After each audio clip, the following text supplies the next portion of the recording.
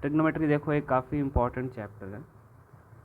आप further mathematics में अपनी स्टडीज़ कंटिन्यू रखेंगे तो ट्रिग्नोमेट्री वहाँ पे भी आपको काफ़ी हेल्प करेगा, ठीक है। तो इसलिए ये ज़रूरी है कि जो ट्रिग्नोमेट्री के बेसिक्स हैं वो हमारे क्लियर हो। क्लास 10th का जो ट्रिग्नोमेट्री है ना वो सिर्फ बेसिक्स ही है और थोड़े थोड़े एप्लीकेशंस हैं उसके, ठीक है। तो स्टार्ट करने से पहले हमें पता होना चाहिए कोई भी सब्जेक्ट, कोई भी टॉपिक, हमें स्टार्ट करने से पहले ना पता होना चाहिए कि ये टॉपिक है क्या, ठीक, हम इसे क्यों पढ़ रहे हैं और लोगों ने इसे कैसे पढ़ना स्टार्ट किया, ठीक है, और इसके एप्लीकेशंस क्या है, ठीक है। तो ये चीज़ें हमारे माइंड में क्लियर हो जाए ट्रिग्नोमेट्री को लेके, इसके लिए एक छोटा सा ओवरव्यू कर लेते हैं। ओवरव्यू बोले तो क्विक समरी, ठीक है। क्विक समरी में हम लोग मतलब कि ओवरव्यू में हम लोग क्या क्या देखेंगे। पहला तो हमें ये क्लियर होना चाहिए कि ट्रिग्नोमेट्री क्या है, ठीक है। तो पहला पॉइंट हमारा रहेगा कि ट्रिग्नोमेट्री क्या है, ठीक। इसके बाद हम ये देखेंगे कि ट्रिग्नोमेट्री हम क्यों पढ़ रहे हैं, वाई वी स्टडी ट्रिग्नोमेट्री, ठीक है। मोटा मोटा इसका मतलब है कि ट्रिग्नोमेट्री के एप्लीकेशंस क्या हैं, ठीक है। ये कलर में चेंज कर लेता हूँ, ठीक है। पहला पॉइंट है ट्रिग्नोमेट्री क्या है। दूसरा है वाई वी स्टडी ट्रिग्नोमेट्री, मतलब कि साफ तौर पे बोले तो इसके एप्लीकेशंस क्या है। तीसरा पॉइंट ये रहेगा कि हिस्टोरिकल बैकग्राउंड ऑफ ट्रिग्नोमेट्री। कोई भी चीज़ हम पढ़ रहे हैं वो हमारे माइंड में क्लियर होनी चाहिए कि ये चीज़ें कैसे आई, कैसे एग्जिस्ट कर रही है, आज क्यों पढ़ रहे हैं हम लोग, पहले कुछ तो ज़रूरत पड़ी होगी इस चीज़ की, ठीक है। तो थोड़ा बहुत हिस्टोरिकल बैकग्राउंड देखेंगे ट्रिग्नोमेट्री का, ठीक है। और सबसे इम्पॉर्टेंट पॉइंट, ठीक, कि हमें ट्रिग्नोमेट्री कितनी पढ़नी है, ये सबसे इम्पॉर्टेंट है। आपको ट्रिग्नोमेट्री में पीएचडी करनी है आप करो, ठीक है, आपको जितनी डेप्थ में जाना है आप जाओ, लेकिन ये बात ध्यान में रखना कि एटलीस्ट क्लास 10th का सिलेबस जो है उसे हम कंप्लीट कर लें। मतलब एडवांस चीज़ें पढ़ने के चक्कर में क्लास 10th का सिलेबस नहीं छूटना चाहिए, क्योंकि अल्टीमेटली आपके रिज़ल्ट में इसी के बेसिस से पूछे गए क्वेश्चंस के आंसर पे जो मिलने वाला मार्क्स है वही शो होंगे, ठीक है। तो आप भले कह दो कि ट्रिग्नोमेट्री मेरे को इतनी आती है, इतनी आती है, इतनी आती है, और मैथ्स में आपके मार्क्स कम हुए ना, तो कोई मतलब नहीं है आपको ट्रिग्नोमेट्री आने का। चीज़ें आप करो वो दिखनी भी चाहिए कि हाँ कर रहे हो, आप एक सिस्टमेटिक वे से करो।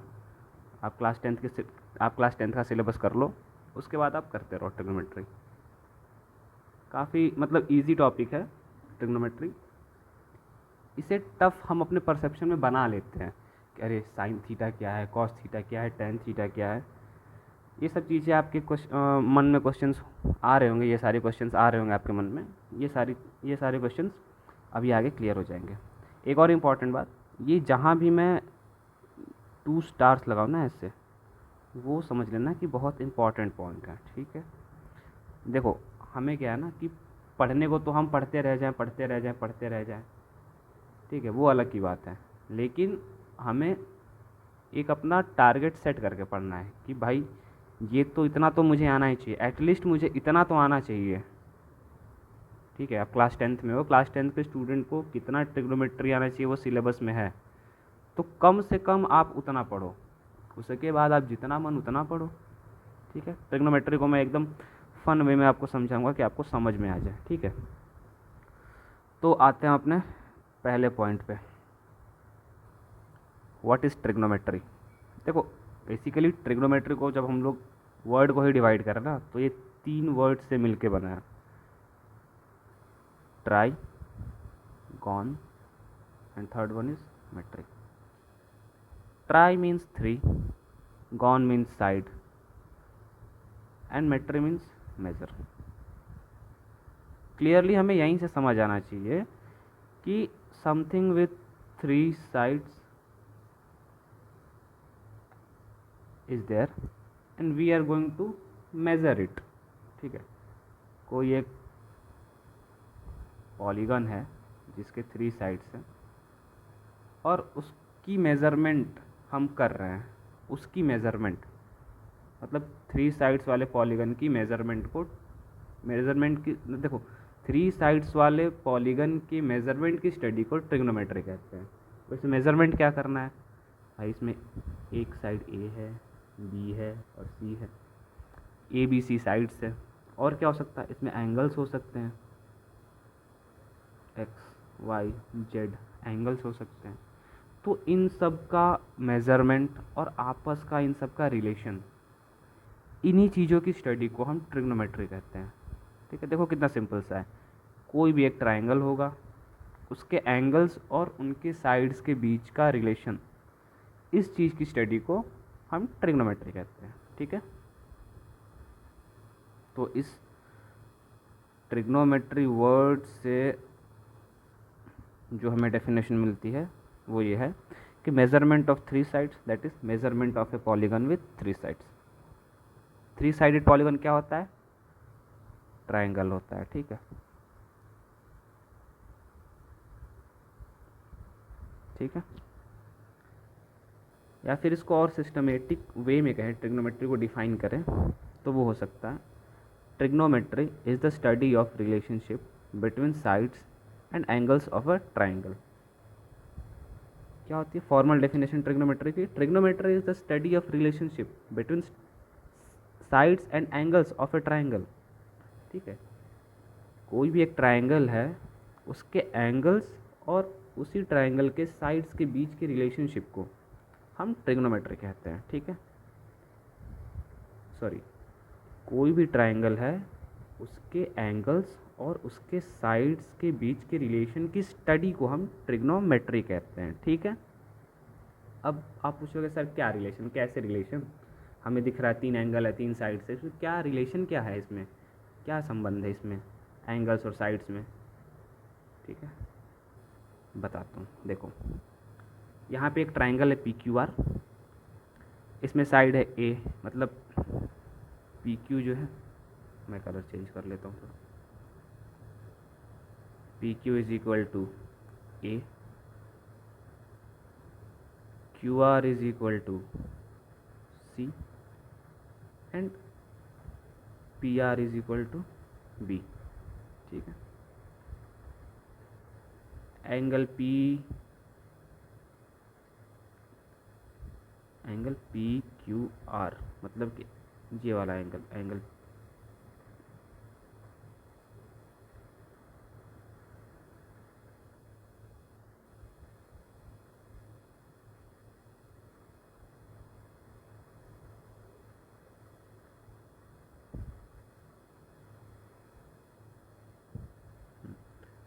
ये एंगल पी क्यू आर होगा। ठीक है, तो angle P Q R is equal to क्या है, थीटा है। एंगल क्यू आर पी मतलब ये वाला एंगल। ठीक है, क्यू से शुरू किया, आर तक गए, फिर पी, तो एंगल क्या आ रहा है यहाँ पे बीच में, एंगल क्यू आर पी। ये आर के पास जो एंगल है, मतलब ये जो आर बीच में है, यहाँ पे हमको एंगल देखना है। ये ट्राइंगल की सिर्फ बात हो रही है। ठीक है, एंगल क्यू आर पी ये क्या है हमारा, इक्वल टू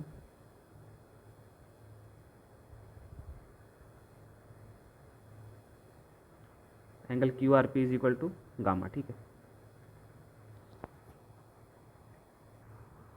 ठीक है, angle Q R P is equal to delta, ये डेल्टा का साइन होता है।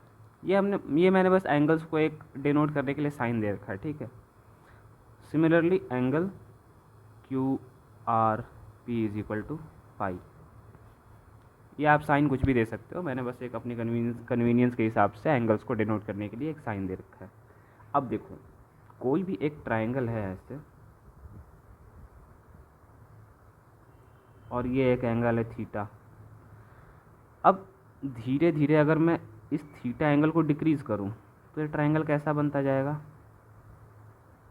यहाँ पे छोड़ो, मैं यहीं बता देता हूँ।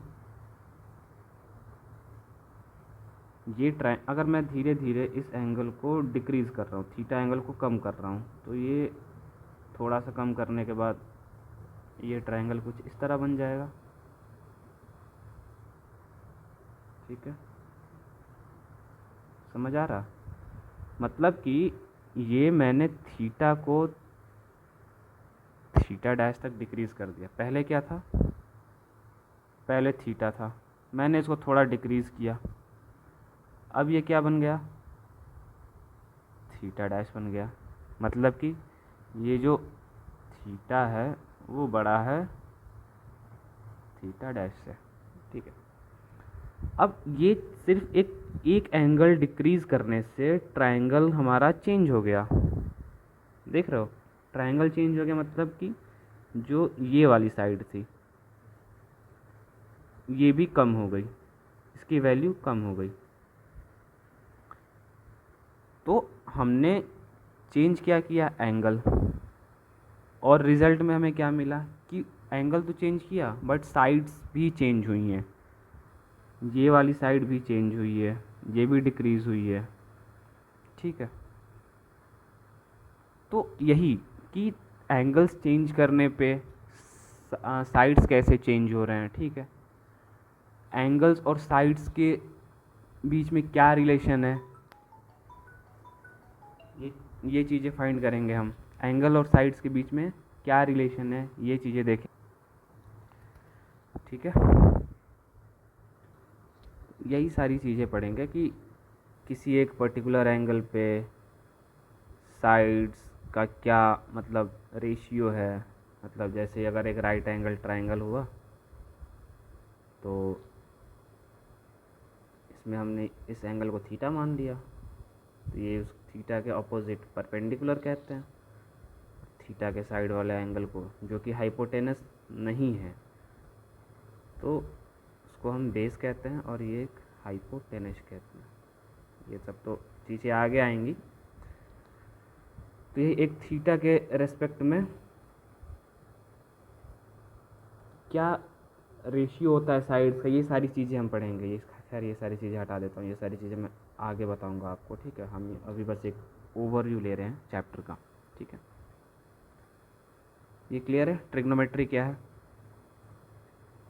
ठीक है। दूसरा पॉइंट क्या था हमारा, why we study trigonometry. Trigonometry पढ़ने की ज़रूरत ही क्या पड़ी, अच्छा खासा सब तो ठीक ठाक चल रहा था। हाँ, हम खा रहे थे, सो रहे थे, घूम रहे थे, मज़े कर रहे थे, डांस कर रहे थे। ट्रिग्नोमेट्री क्यों आ गई बीच में? कोई तो रीज़न रहा होगा कि ट्रिग्नोमेट्री हमें पढ़ना स्टार्ट करना पड़ा, ठीक है। तो इसके आंसर के लिए मैं आपको एक रियल लाइफ सिचुएशन से एक सिनेरियो उठा के देता हूँ कि सपोज़ आप गए दिल्ली में आप कुतुब मीनार देखने गए। तो कुछ ना बच्चे होते हैं जो काफ़ी क्यूरियस टाइप के होते हैं, काफ़ी क्यूरियस होते हैं, मतलब क्यूरियोसिटी उनके अंदर से जा ही नहीं रही है, ठीक है। उनके दिमाग में आया कि कुतुब मीनार की हाइट क्या होगी। उन्होंने गूगल किया और पता चल गया कि कुतुब मीनार की हाइट कुछ XYZ जो भी है वो है। अब उसका एक क्वेश्चन ख़त्म हुआ, उसके दिमाग में दूसरा क्वेश्चन आ गया, यार इन्होंने मेज़र कैसे करी? या तो कोई चढ़ा होगा इसके ऊपर से एक रस्सी लटकाई होगी जो ज़मीन पर टच करे, और फिर उस रस्सी को मेज़र कर लिया होगा मेज़रिंग टेप से। काफ़ी हेक्टिक है ना, ये काफ़ी मेहनती काम है ना कि एक बंदा ऊपर चढ़े सीढ़ियों से, या फिर जैसे भी जादू से उड़ के चला जाए टॉप पे, फिर वहाँ से रस्सी लटकाए, फिर नीचे उतरे, फिर उसको मेज़र करे, और फिर बताए कि यहाँ कुतुब मीनार की हाइट इतनी है। तो ये इतना मेहनत से बचने के लिए ना मैथमेटिशियंस ने सोचना शुरू किया। मैथमेटिशियंस बहुत लेज़ी होते हैं, क्योंकि उन्हें आप कह दो भैया दौड़ के जाओ, वो लेके आ जाओगे, नहीं यार मैं एक फार्मूला बना देता हूँ इस पर कि तुम कितने स्पीड से जाओगे, वो दौड़ के और फिर लेके आओगे तो कितना टाइम लगेगा। ऐसा ही उनका दिमाग चलता है। वो फिज़िकल वर्क तुम करा लो मैथमेटिशियन से, वो उनको मौत आने लगेगी। होता नहीं है, मैं बस जनरली बता रहा हूँ, ऐसे मुझे तो आती है भाई। तो अब देखो मैथमेटिशियंस ने क्या किया। जाहिर सी बात है मैथमेटिशियंस के दिमाग में भी ये क्वेश्चन आया होगा कुतुब मीनार की हाइट कैसे नापे हम, ठीक है। तो मैथमेटिशियंस ने क्या किया कि ट्रायंगल्स को स्टडी करना शुरू किया। स्टडी करते करते सदियाँ बीत गई, ज़माने बीत गए, हैं, 7 जन्म 8 जन्म सब बीत गया, तब जाके उन्होंने कुछ ऐसे ढूंढ के निकाला मक्खन कि अगर एक राइट एंगल्ड ट्रायंगल है, राइट एंगल ट्रायंगल क्या होता है कि उस ट्रायंगल में एक एंगल जो है वो तो कम से कम 90 डिग्री, ठीक है, एक एंगल 90 डिग्री का होना चाहिए। तो बचे 2 एंगल कितने होंगे, मान लेते हैं कोई थीटा होगा, कोई फाई होगा। आप एक्स वाई भी मान सकते हो, एक्स मान लो, इसको वाई मान लो, मान लेते हैं। मैथमेटिक्स के आधे काम तो मान लेते हैं, ऐसे ही शुरू होते हैं। अब साइंटिस्ट ने देखा कि यार कुतुब मीनार है यहाँ पे मेरे पास, साइंटिस्ट नहीं, मैथमेटिशियंस, थिंकर्स, फिलोसोफर्स कह सकते हैं। उन्होंने देखा कि ये कुतुब मीनार पे है, मैं मैक्सिमम चीज़ें क्या ही अपने कैलकुलेशन के इनपुट के लिए क्या ही यहाँ से उठा सकता हूँ। तो उन्होंने देखा कि अगर मैं या फिर अगर हम कुतुब मीनार की टॉप को देखें अपनी आँखों से, ये कुतुब मीनार का टॉप है, और इस टॉप को अपनी आँखों से देखें तो ये हमारी लाइन ऑफ साइट हुई, ठीक है, ये हमारी लाइन ऑफ साइट, मतलब कि जिस लाइन में हम देख रहे हैं उसको एक इमेजिनरी लाइन मान लिया, ठीक है। फिर अगर हम कुतुब मीनार के बॉटम को देखें, ठीक है, तो वो भी एक हमारी लाइन ऑफ साइट हुई। और अब सामने कुतुब मीनार है ही, तो ये कुछ ट्रायंगल जैसा बन रहा है ना, राइट एंगल ट्रायंगल, क्योंकि ज़मीन से कुतुब मीनार तो परपेंडिकुलरली खड़ा है, ठीक है, ऐसा तो है ना तिरछा खड़ा है, वो तो एकदम परपेंडिकुलर खड़ा है ज़मीन के। तो मतलब ये ट्रायंगल जो बन रहा है वो राइट एंगल ट्रायंगल बन रहा है, ठीक है। यहाँ पे ये 2 लाइंस इसलिए हैं क्योंकि आप आँख से देख रहे हो, आपकी भी कुछ हाइट है ना, तो ये चीज़ें इतना नेगलेक्ट नहीं, ये चीज़ें डिटेल्स में आगे घुसेंगे हम, पहले एक ओवरव्यू ले लेते हैं कि ठीक है, हमारी आँख कुतुब मीनार का टॉप और कुतुब मीनार के बॉटम, इन तीनों को अगर हम एक स्ट्रेट लाइन से जोड़ दें तो एक हमारा राइट एंगल ट्रायंगल बन रहा है। अब इसमें से क्या क्या डेटा है हमारे पास, ठीक है, कुतुब मीनार की हाइट हमें फाइंड करनी है कि भैया कुतुब मीनार की हाइट कितनी होगी, ये मुझे जानना है, ऑब्जेक्टिव हमारा यही है कि कुतुब मीनार का हाइट हमें फाइंड करना है, बिना उस पे उसके ऊपर चढ़े और बिना किसी वो रस्सी को लटकाए, ठीक है। ये हमें कुतुब मीनार की हाइट फाइंड करनी है, ये हमारा ऑब्जेक्टिव है, ऑब्जेक्टिव हमें नहीं भूलना है, ठीक है। क्या क्या डेटा मिल सकता है हमें यहाँ से, तो हम एक चीज़ तो कर सकते हैं, कुतुब मीनार के बॉटम से जहाँ पे भी हम खड़े हैं, वहाँ का डिस्टेंस नाप सकते हैं, ठीक है, मेजरिंग टेप से। इतना तो मेहनत कर ही सकते हैं, इतने भी लेज़ी नहीं होते मैथमेटिशियंस, ठीक है, इतने भी लेज़ी नहीं होते, ठीक है। ये डिस्टेंस हम नाप सकते हैं। अच्छा ठीक है, डिस्टेंस नाप लिया, एक एंगल हमें ये पता है कि ये 90 डिग्री का है, और कुछ फाइंड कर सकते हैं इसमें, ये वाली साइड हमें नहीं पता है क्योंकि भैया कैसे हवा में उड़ के कैसे नापें, ये हम नाप नहीं सकते, ठीक है, तो ये चीज़ें हम नहीं नाप सकते। और कुछ ये वाला एंगल उसके लिए तो छत पे जाना पड़ेगा, फिर एक इमेजिनरी लाइन से एंगल नापेंगे, ऐसे कैसे हो जाएगा, ये तो हमारे बस की बात नहीं है, इसको तो हम नाप ही नहीं सकते, अभी तो बिल्कुल नहीं नाप सकते, यहाँ पे खड़े होके ये वाला एंगल तो हम नाप ही नहीं सकते, ठीक है। तो ये वाला एंगल नाप सकते हैं क्या, कोशिश कर सकते हैं, ठीक है। ये वाला एंगल कैसे नापेंगे कि देखो, ये हमारी लाइन ऑफ साइट हो गई,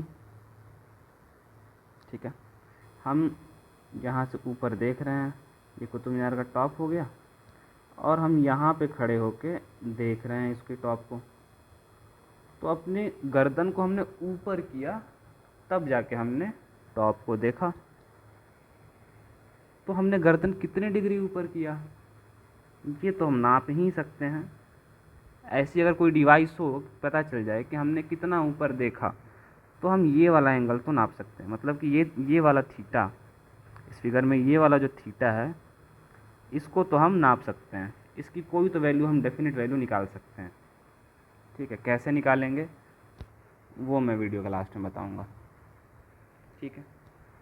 तो ये थीटा हमें मिल गया, कुछ कोई भी एक वैल्यू आएगी इसकी, ठीक है। मान लेते हैं के एक वैल्यू आएगा इसका। ये 90 डिग्री है हमें पता है, ये वाला डिस्टेंस हमें पता है, ठीक है। मान लेते हैं कुछ भी डिस्टेंस होगा, सी मान लेते हैं। हमें अब ये हाइट पता करनी है। तो अगर इस थीटा में, सी में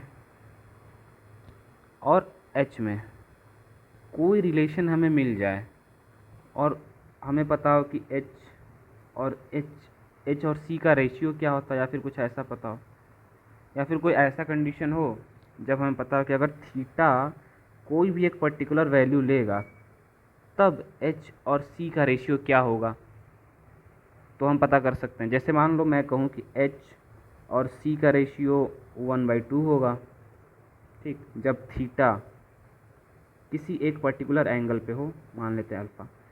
मतलब ये हमने कैलकुलेट करके रखा है कि जब भी थीटा जो है अल्फ़ा होगा, थीटा जब भी है अल्फ़ा होगा, तब एच और सी का रेशियो 1/2 होगा। सी हम कैलकुलेट कर सकते हैं, तो 1/2 is equal to H upon, मान लो कोई नंबर, कोई भी नंबर, मान लो 50 आ रहा है सी, तो यहाँ पे फिर हम क्रॉस मल्टीप्लाई करके इक्वेट करके निकाल सकते हैं कि एच की वैल्यू क्या होगी, ठीक है।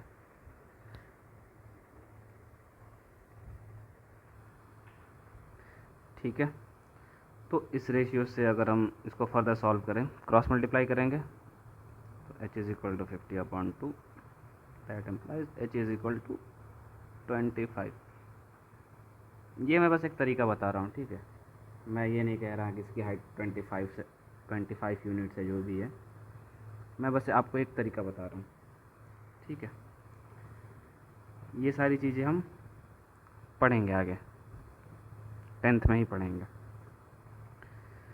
नेक्स्ट पॉइंट है हिस्टोरिकल बैकग्राउंड, ठीक है। ट्रिग्नोमेट्री का हिस्टोरिकल बैकग्राउंड क्या है, कि कैसे ट्रिग्नोमेट्री यूज़ होती थी, कैसे फॉर्म हुई और कैसे यूज़ होती थी, काफ़ी सिमिलर्स हैं, ठीक है। वही फॉर्म होने का एक आप एग्ज़ाम्पल देख ही सकते हो रिसेंट सिनेरियो में, हाइट फाइंड करने वाला, ठीक है।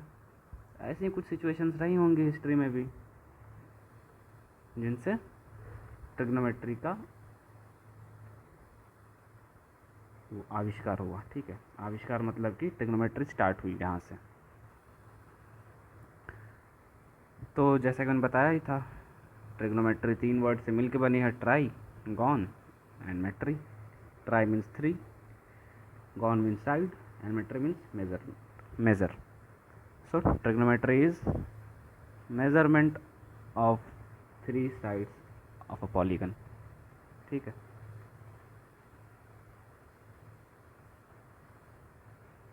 कैसे शुरू हुआ ये सब, ट्रिग्नोमेट्री की स्टडी हमने शुरू कैसे की, तो क्या हुआ जब ह्यूमन काइंड डेवलप हुई धीरे धीरे, ठीक है।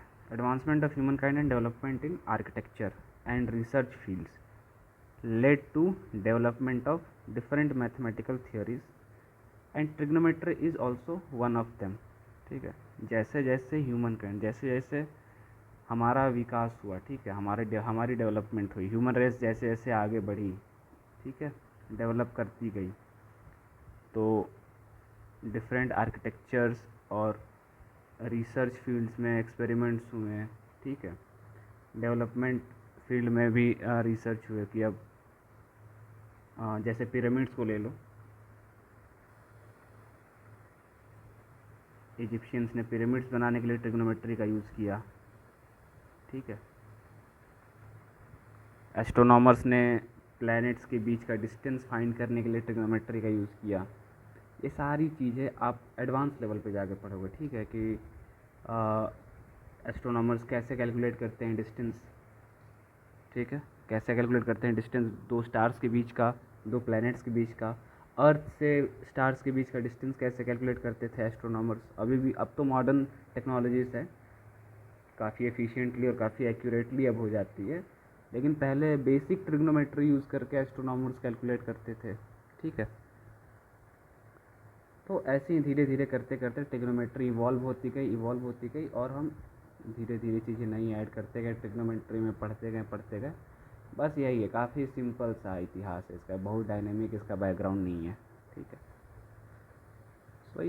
वही जो किसी भी थ्योरी की इवोल्यूशन के लिए रिस्पॉन्सिबल होता है, advancement of human kind, and advancement of human kind leads to development in architecture and research fields, ठीक है। आर्किटेक्चर और रिसर्च फील्ड्स में जो भी एडवांसमेंट होते हैं, डेवलपमेंट होते हैं, उन्हीं की देन की वजह से हमें हर आए दिन एक नई थ्योरी मिलती रहती है, ठीक है। कुछ थ्योरीज ऐसी होती हैं कि वो इम्पॉर्टेंट ही होती हैं हर जगह, जैसे कि ट्रिग्नोमेट्री। आप डेली लाइफ से देखना, आप मतलब डेली लाइफ से ही आप काफ़ी एग्जांपल्स ले सकते हैं ट्रिग्नोमेट्रिक एप्लीकेशंस का, ठीक है। यही सारी चीज़ें हैं इसमें। हिस्टोरिकल बैकग्राउंड में एक हमारा पॉइंट ये भी कि early Egyptians and Babylonians use trigonometry for development of their architecture and astronomy. Astronomy में क्या करते थे वो लोग? स्टार्स के बीच का डिस्टेंस, प्लैनेट्स के बीच का डिस्टेंस, अर्थ से स्टार्स का डिस्टेंस कितना है, एक्सेट्रा। ये सारी चीज़ें एस्ट्रोनॉमी में आती हैं, ठीक है। मतलब ट्रिग्नोमेट्री इन्हीं चीज़ों के लिए यूज़ हुआ करती थी अर्ली हिस्ट्री में, ठीक है। थर्ड पॉइंट क्या है? Early astronomers used it to find distances of the stars and planets from the earth, ठीक है। क्लियर है ये चीज़? अब ओवरव्यू का हमारा फोर्थ टॉपिक क्या था? How much should we study trigonometry. Trigonometry हमें कितना पढ़ना है, कितना हमें पढ़ना चाहिए, ठीक है। तो एक बात तो आपको क्लियर होनी चाहिए कि जो 10th का सिलेबस है ना, वो तो आपको पढ़ना ही पढ़ना है, उसके बाद आप कुछ भी पढ़ो। 10th का सिलेबस इस तरीके से पढ़ना है कि आप बोर्ड्स में अच्छे मार्क्स ले आओ, आपके मार्क्स अच्छे हों बोर्ड्स में, वरना ट्रिग्नोमेट्री पढ़ने का क्या मतलब है फिर, ठीक है। जो आपकी बुक में है आप पढ़ रहे हो और उससे आपके मार्क्स नहीं आ रहे, फिर क्या ही मतलब है पढ़ने का। वो चीज़ें दिखनी चाहिए आपको, आपके रिज़ल्ट में चीज़ें दिखनी चाहिए कि हाँ आपने मैथ्स पढ़ी है तो मैथ्स में आपके स्कोर अच्छे हैं, ठीक है। ट्रिग्नोमेट्री कितनी पढ़नी है, पढ़नी कितनी क्लास 10th के सिलेबस के अकॉर्डिंग? देखो चैप्टर नंबर 8 है इंट्रोडक्शन, ठीक है। चैप्टर नंबर 8 जो है आपका वो है introduction to trigonometry, introduction to trigonometry. इसमें हम पढ़ेंगे कि ट्रिग्नोमेट्री एक्चुअल में क्या है, ठीक है। क्या रेशियोज़ हैं, साइन थीटा क्या है, कॉस थीटा क्या है, टेन थीटा क्या है, ये सारी चीज़ें क्या हैं, ठीक है। क्या रेशियो, ट्रिग्नोमेट्रिक रेशियो क्या होते हैं, ट्रिग्नोमेट्रिक आइडेंटिटीज़ क्या होती हैं, ठीक है। ये सारी चीज़ें हम चैप्टर नंबर 8 में पढ़ेंगे। इसके बाद आएगा आपका चैप्टर नंबर 9। इसमें हम पढ़ेंगे कि ट्रिग्नोमेट्री के एप्लीकेशंस क्या हैं, ठीक है। अपने रियल लाइफ में हम कैसे अप्लाई करते हैं ट्रिग्नोमेट्री को, ठीक है। चैप्टर नंबर 9 है एप्लीकेशंस ऑफ ट्रिग्नोमेट्री, ठीक है। आपने जो चैप्टर 8 में पढ़ा ट्रिग्नोमेट्री, चैप्टर 9 में बस वही आपको अप्लाई करना है, ठीक है। बस इतना ही पढ़ना है हमें ट्रिग्नोमेट्री क्लास 10th के सिलेबस के अकॉर्डिंग, ठीक है। इससे ज़्यादा नहीं पढ़ना है। नेक्स्ट वीडियो से हम स्टार्ट करेंगे अपना, ठीक है। चैप्टर नंबर 8 जो है वो हम नेक्स्ट वीडियो से स्टार्ट करेंगे, ठीक है। सो मिलते हैं नेक्स्ट वीडियो में।